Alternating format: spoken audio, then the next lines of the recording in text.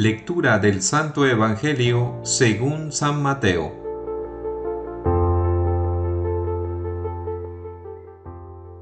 En aquel tiempo, se hallaba Jesús con sus discípulos en Galilea y les dijo: El Hijo del Hombre va a ser entregado en manos de los hombres. Lo van a matar, pero al tercer día va a resucitar. Al oír esto, los discípulos se llenaron de tristeza. Cuando llegaron a Cafarnaún, se acercaron a Pedro los recaudadores del impuesto para el templo y le dijeron: ¿Acaso tu maestro no paga el impuesto? Él les respondió: Sí lo paga.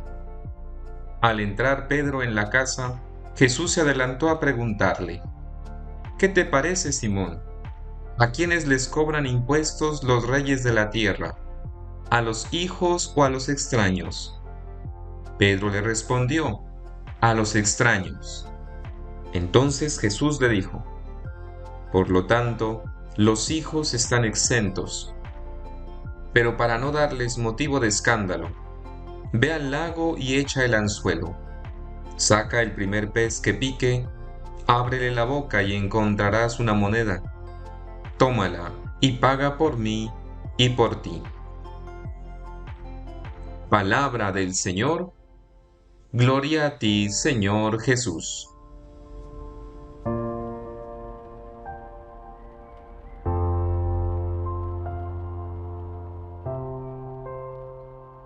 El Evangelio de este día, tomado del capítulo 17, los versículos 22 al 27, comienza con el segundo anuncio que Jesús hace de su pasión, muerte y resurrección. Es así como el plan de Dios les ocasiona a sus discípulos mucha dificultad para entenderlo. Esta profecía ya había antes provocado una protesta de Pedro y ahora entristece a todo el grupo por lo difícil que les parecía entender que el Mesías no tuviera un destino glorioso según ellos. Reflexionemos en 3 momentos este texto. El primero, aceptar como Jesús la voluntad de Dios.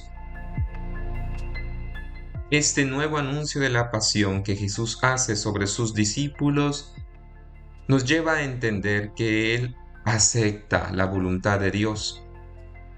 Debemos tener presente siempre el plan de Dios en nuestra vida, algo que tenemos que aceptar y saber reconocer aunque no coincida con los planes que tenemos. Jesús debía padecer a causa de nuestra salvación y cargar el peso de la cruz, lo que nos indica que el sacrificio es necesario en nuestra vida cristiana. Si no logramos comprender las cosas de Dios, no llegaremos a entender sus obras, no aceptaremos nuestra propia cruz. ¿Debemos entristecernos por el plan de Dios en nuestras vidas? ¿Acaso Dios no quiere lo mejor para sus hijos? Tenemos necesidad de despojarnos de nuestros criterios humanos y adoptarlos de Dios, para poder llegar a entender el Evangelio. De lo contrario, nos rebelamos contra el dolor, no aceptamos el sacrificio y nos costará admitir las innumerables pruebas que tendremos que enfrentar para nuestro bien. Un segundo momento. Vivir la obediencia de Jesús. La segunda parte de este Evangelio dice que luego, al llegar a Cafarnaún, los cobradores del impuesto del templo se acercaron a Pedro y le preguntaron: ¿El maestro de ustedes no paga el impuesto? Recordemos que todo israelita debía pagar anualmente un tributo para el sostenimiento del templo. Este era recaudado por los levitas. El impuesto tenía el origen en tiempos de Moisés, quien había ordenado un censo, y conforme al número de los varones censados, todo varón después de los 20 años pagaría su tributo. Con la pregunta de los cobradores: ¿El maestro de ustedes no paga el impuesto?, Pedro respondió: sí, lo paga. Pero cuando llegó a casa, Jesús se adelantó a preguntarle: ¿Qué te parece, Simón?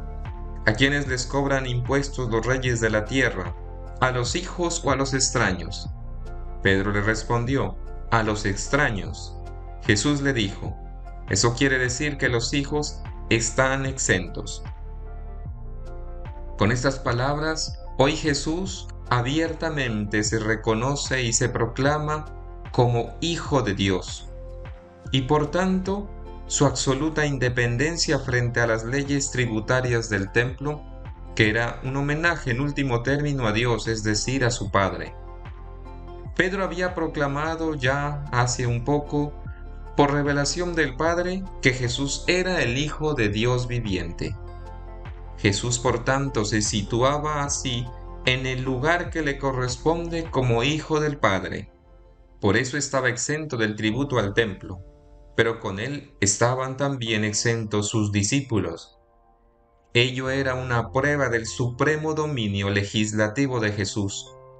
No en vano, él era mayor que el templo.